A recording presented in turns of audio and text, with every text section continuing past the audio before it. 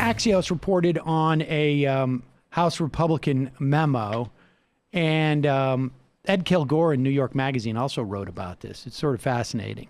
The document is titled Cementing GOP as the Working Class Party. And they write it up sort of funny on the afternoon flight between... Cementing? Yes. Sorry. Yeah, there you go. Exactly. Putting the seal on it, making it official. This was a... apparently, Kevin McCarthy is the House Minority Leader, and Jim Banks, who leads the largest bloc of House conservatives, the Republican Study Committee. They were on flights to fundraisers, apparently with working class people. And Banks argues in the memo, he is a representative from Indiana, that despite the fact that there is a loud and embittered minority in the Republican Party that finds our new coalition distasteful, President Trump's gift didn't come with a receipt. In other words, you couldn't return it, he's saying. And on the messaging front, he recommends contrasting the GOP's immigration policies against Biden's border crisis. That is no different than anything we've seen. You know, this is Donald Trump riding down the escalator and saying, you know, I'm sure some of them are good people, but mostly Mexico's sending us rapists. Hammering the Chinese Communist Party's predatory trade practices. China. So using the shadow of Trump's anti-NAFTA, anti-TPP 2016 campaign talk, and then just injecting xenophobia into it. But Trump did that too. I mean, it's really just continuing it, right? I mean, he was always talking about this. Now, incidentally, I mean, all the Republican Party was in favor of all of these multinational trade agreements and corporate proposals, but right. It's unclear to me whether, you know, they're actually going to address that. Attacking Democrats for COVID lockdowns. Yeah. Which doesn't seem to be terribly successful. But here it is. Pull up the memo. Here we go. Hammering wokeness and identity politics. Yes. And going after big tech. Now. This is not a bad strategy, I gotta say. Well, wokeness, anti-wokeness. Wokeness was cooked up by college professors, then boosted by corporations, which is why now it's an official part of the Democrat Party platform. Nothing better encapsulates Democrats' elitism and classism than their turn towards wokeness.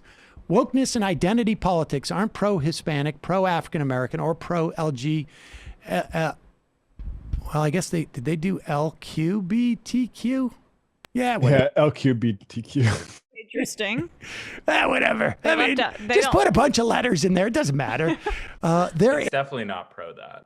Right. It's definitely not pro LQBTQ. We could say that with definitive. They're anti-American, anti-women, and most of all, anti-working class. Now, what wokeness is not defined in here because it's whatever you want it to be. It's right. It's just, you know, Democratness. I have to say though, like you watch some of these shifts into how the wealthier class has trended more democratic in recent years. I don't have the data in front of me, but they've shown that, you know, the donor class has shifted in that area as well as the Republican Party has left them in terms of respectability and then also just general kind of craziness.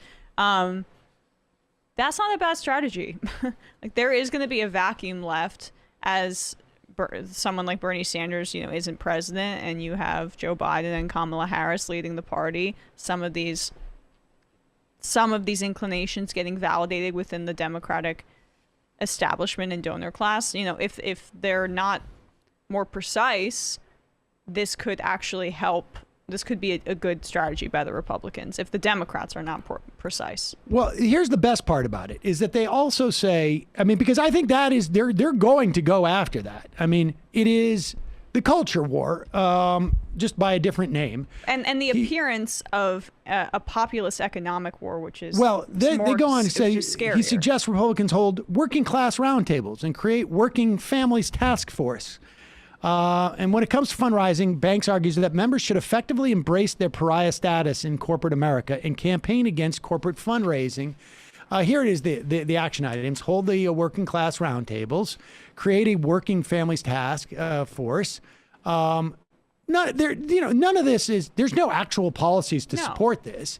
I mean, if you want to support working class families, you do universal pre-K. You do free childcare.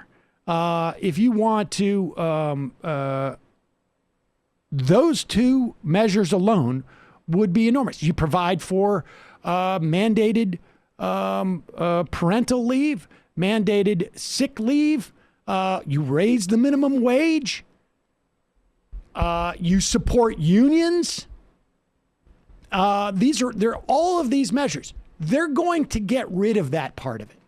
They're going to have. They're not even going to talk about that part of it. Well, they're going to message it for a little brief period of time. I mean, except for the trade stuff, that's the only thing that they can hang their hat on it. Like, even, I guess, with legislation, because you can tie Biden to those trade deals, I guess. But he wasn't even. Anyway, go on. Well, now, of course, Republicans aren't going to survive without the corporate support. Ed Kilgore has a very good point here. He says, but Banks understands selective corporate bashing isn't enough to solidify working class support, because they're only going to do this, based upon certain industries. They're doing it in Texas and Georgia right now against these corporations. We are not with the corporate side who are backing out against, due to their voter suppression laws. Particularly since he and other conservatives, however populist, continue to oppose organized labor, progressive taxation, and other efforts to advance the material interests of the horny-handed sons and daughters of toil. So he urges Republicans to double down on the two economic strategies that do have resonance among at least white working class voters: nativism and protectionism. And that is, of course, that anti-immigrant sentiment and that xenophobia that you talked about, which is just an extension of where the Republican Party has been. It's just that this stuff is going to be more put for front and center. And so it's more Tucker Carlson. Exactly. It's more Tucker Carlson than Sean Hannity. It is nativism, hatred of others. The country is, your working people in this country are losing their grip because of this influx of immigrants, because of China, because of outsourced jobs. And it's just a more refined Trumpism that they're going to continue with. And unfortunately, unless the Biden administration keeps up at their pace that they're starting off with now at the start of the administration, there will be some legs for that kind of thing. Yeah. And I would say, in terms of Hannity, just give him a couple of weeks. And if he starts to see that it's effective, he'll bring out his football a little bit more and talk about how he did construction in college.